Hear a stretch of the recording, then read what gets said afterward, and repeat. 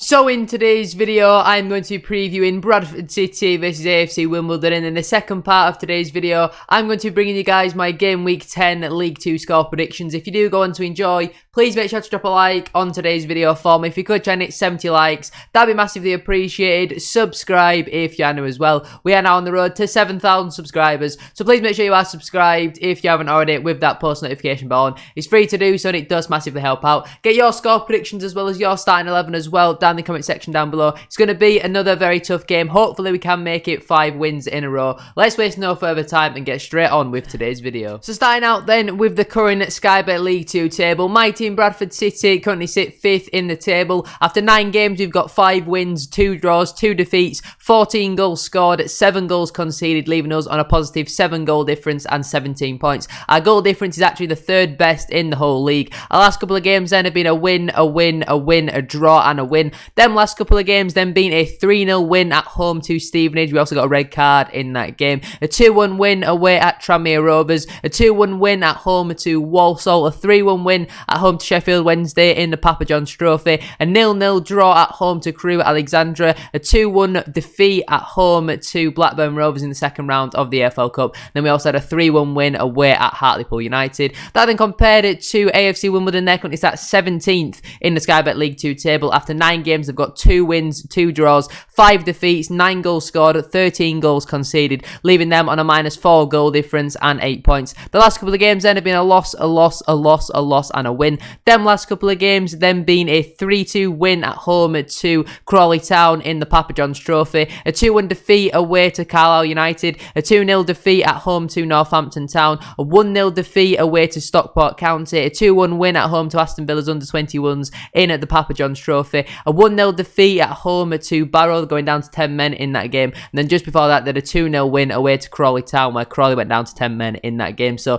not had a great start to the season whatsoever from an AFC Wimbledon point of view. Obviously, they were relegated last season, appointed Johnny Jackson, and it hasn't been a great start to the league campaign whatsoever. They're doing fairly well in the Papa John's Trophy, but only 2 wins from their first 9 league matches is certainly not an ideal start from them. So hopefully we can pick up another 3 points. You look at the 2 teams' positions. After 9 games, you can sort of get a gauge of where roughly most teams are going to be come the end of the season. Like I said though, there's no easy games in this league, so it is going to be another very tough one. Now we're going to speak about the team though that I would go with if I was Mark Hughes. So I would obviously line up in a 4-2-3-1 formation. It is the formation we have played for pretty much every game so far this season. I'd go Harry Lewis in goal. He's a number 1. He didn't really have all too much to do against Stevenage. He had a good save to make in the first half. I think it was from Gilby. Had a great shot on the edge of the box. It's a fantastic save from Harry Lewis. And apart from that, didn't really have to do all too much. His distribution was very good. Looked composed on the ball. Didn't really have too many more saves to make after that, and he has to start for me. Right back, I've obviously gone with Luke Hendry. Brad Halliday will be serving his 1-match ban for this game. Stupidly got sent off in that game against Stevenage. We're 3-0 up. The ball's in the opposition half. You're on a yellow card. He just goes and absolutely smashes him.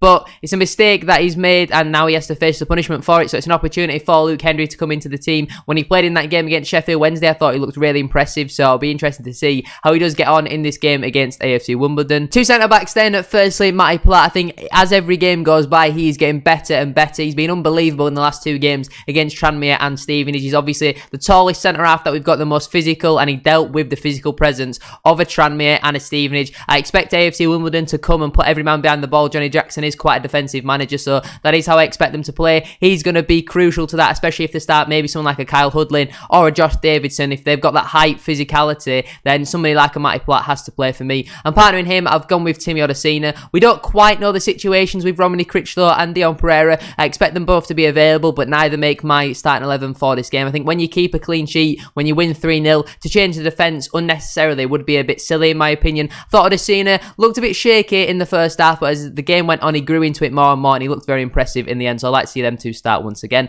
Left back, I'd go with Matty Folds. Again, I think Liam Ridehalgh might be available for selection for this game, but I'm really not too sure. I think when Matty Folds has played in his last 2 games, I think we've looked fairly solid. You know, we've scored 5 goals, only conceded the 1, and I think Folds has been fairly impressive in both games. To be honest with you, I think he's very good going forward. Obviously got the assist for that goal Andy Cook scored for the second one he scored against Tranmere last Tuesday. So in my opinion, that is my back 4. If you are interested in going the extra mile to support the channel, then feel free to become a member and unlock members only videos, receive early access to videos, you can get a shout out in every video. Also, you'll be able to access exclusive member badges and emotes as well as other exclusive content. content. Prices start from as little as 99p. Thank you very much for your support. Two central midfielders, I think when these two are fit, they are going to play. Firstly, Richie Smallwood, I thought again was fairly impressive against Stevenage, did well to break up the play. I think they had three central midfielders, but you wouldn't really notice that we were a man less in the midfield because of the running that Alex Gilead does.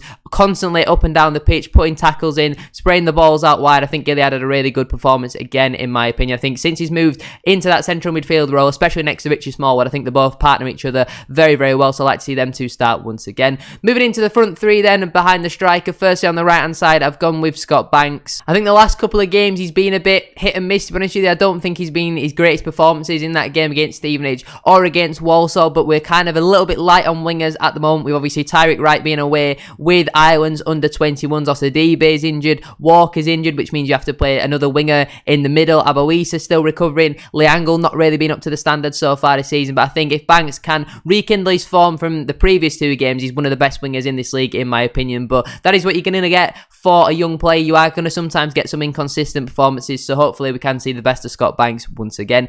In that number 10 position, I've gone with Harry Chapman. Jamie Walker going to be out for about another 6 weeks, I think he said to one of the fans after the game last Saturday, so it's a real shame, but hopefully Harry Chapman can continue to fill the void because we don't really have another number 10 with Osadibe also being injured. We're kind of forced to play Harry Chapman in there. I think he looks much better when he plays out wide, but he does a lot of running, does a lot of help with Andy Cook, tries to get around him, but again, just that end product from Harry Chapman's kind of missing at the moment. On that left-hand side then, coming in for Tyreek Wright, who, as I said, is away with Ireland's under-21s. I've gone with Jake Young. It was only really between him and Leangle, and from what I've seen so far this season, Jake Young looks the much better player, in my opinion. Sometimes you are going to get an inconsistent performance from Jake Young where he drops a really poor performance like at Colchester away or Tranmere away, but then at the same time he could also drop a really good performance like what we saw away at Barrow or at home to Sheffield Wednesday, or even that game against Walsall where I don't think he did all too much, but Jake Young is that type of player who can score a goal out of nothing. He's our second top scorer so far this season on 4, obviously behind Andy Cook, who is my striker. Don't need to speak about Andy Cook. I did a whole video about him yesterday, and then actually this morning the TNA put an article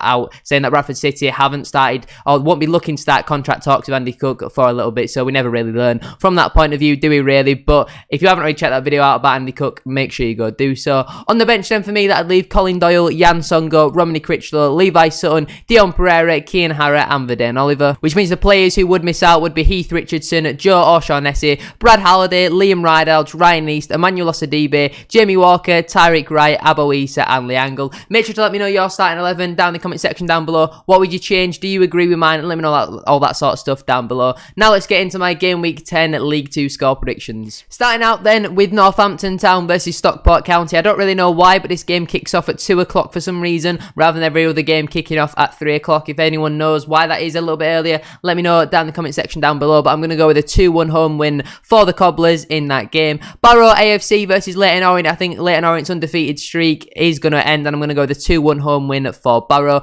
Bradford City versus AFC Wimbledon. I'm going to go with a 2-0 home win for the Bantams. Colchester United versus Rochdale AFC, both recently changing their managers. I'm going to go with a 1-1 draw. Crewe Alexandra versus Mansfield Town. I'm going to go with a 2-1 home win for Crewe. Doncaster Rovers versus Crawley Town. I'm going to go with a 3-0 home win for Donny. Grimsby Town versus Swindon Town. I'm going to go with a 2-1 away win for Swindon. Hartlepool United versus Gillingham FC. I'm going to go with a 0-0 draw. Newport County versus Carlisle United. I'm going to go with a 1-0 away win for Carlisle. Stevenage FC versus Harrogate Town. I'm going to go with a 3-0 home win for Stevenage. Sutton United versus Salford City. I'm going to go with a 1-1 draw. And then Walsall FC versus Tranmere Rovers. I'm going to go with a 2-2 draw. But that is where I'm going to leave it for today's video. If you have enjoyed, please make sure to drop a like on there for me. If you could try and hit 70 likes, as I said at the start of today's video, that'd be absolutely class. Subscribe if you are new as well. We are now on the road to 7,000 subscribers, so please make sure you are subscribed if you haven't already with that post notification bell on. It's free to do so and it does massively help out. Get your score predictions as well as your starting 11 as well down in the comment section down below. Hopefully we can make it 5 league wins in a row. Thank you very much for watching though. Shout out to our current tier 3 channel member B Davies 211. If you are interested in checking out the channel membership scheme, feel free to do so. You get loads of perks and all that sort of stuff. Just press the join button next to the subscribe button. But thank you for watching. Have a great rest of your day, and I shall see you all very soon for another video. Peace.